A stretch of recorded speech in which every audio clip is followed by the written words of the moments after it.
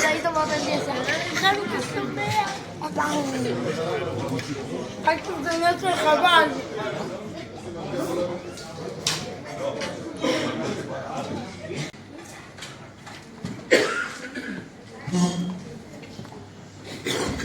Because we're we're bilingual here, so we'll invite anybody who speaks to do their natural language.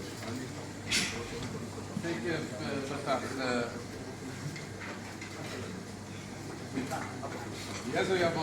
speak in Hebrew. In the meantime, the day of Yukas Kislev, the 19th day of Kislev, is the day when it's called the Rosh Hashanah, the first day of the year, the new year for Chassidut, for Hasidism. David the Alter Rebbe of Ekshter Zalman, the founder, Yasser, of Chabad Chassidus, was released from prison. So we're just going to start with a Milsa de Bedichsa. I don't know if Abregen has to have a Milsa de Bedichsa, a joke in the beginning, but a joke you never heard. There was this American family that they weren't very religious. As a matter of fact, they had really virtually no connection with Yiddishkeit. And their son became a Chabadnik. In the first year that he's in the yeshiva, they call and he says, "Sorry, I got to run. We're having a big celebration tonight because the Mikler Rebbe was let out of jail." That was last week. The second Rebbe. Okay.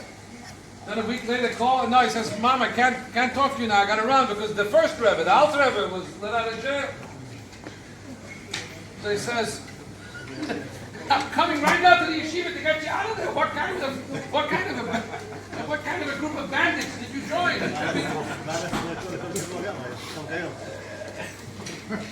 Every day in jail. So anyway, why was Alter Rebbe in jail? He was in jail actually. He was in jail because, interestingly enough, sadly enough,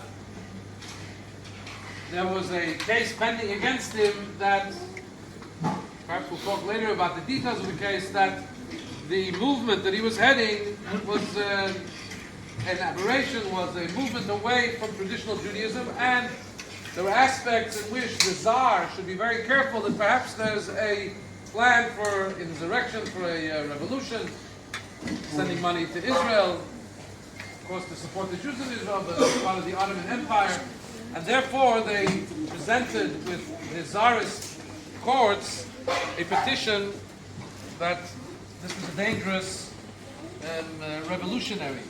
And he was duly imprisoned. He was in prison for 53 days. And after his imprisonment, he dealt with all the questions one by one, very deeply philosophical questions, which interestingly, only in the last 30 years, we really have access. After the Soviet Union opened up, we now have access to the interrogation, to the trial, back and forth, the questions, the answers. But the Alter Rebbe himself told the story that when he came to, he was saying Tehillim, he was saying Psalms.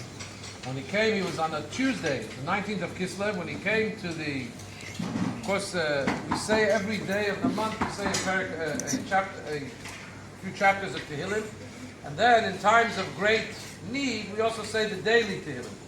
And he was saying the Tehillim of Tuesday, when he got to chapter 55, Kapitel Nun Hey, in the third day of Tehillim, the Yom Shlishi of Tehillim, because halfway through the kapitel, through the chapter, there's a pasuk, Pada b'shalom nafshi mikravdi, that Hashem has redeemed, King David sings, that Hashem has redeemed my soul from those that wanted to fight against me.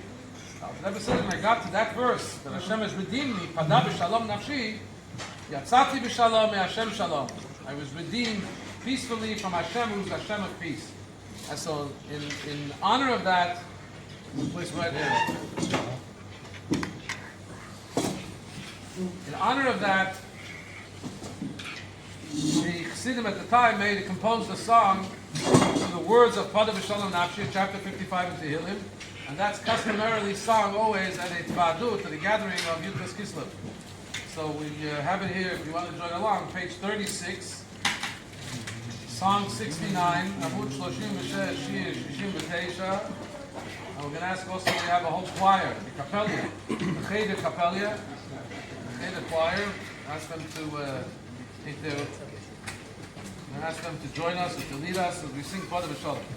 Pada B'Shalom.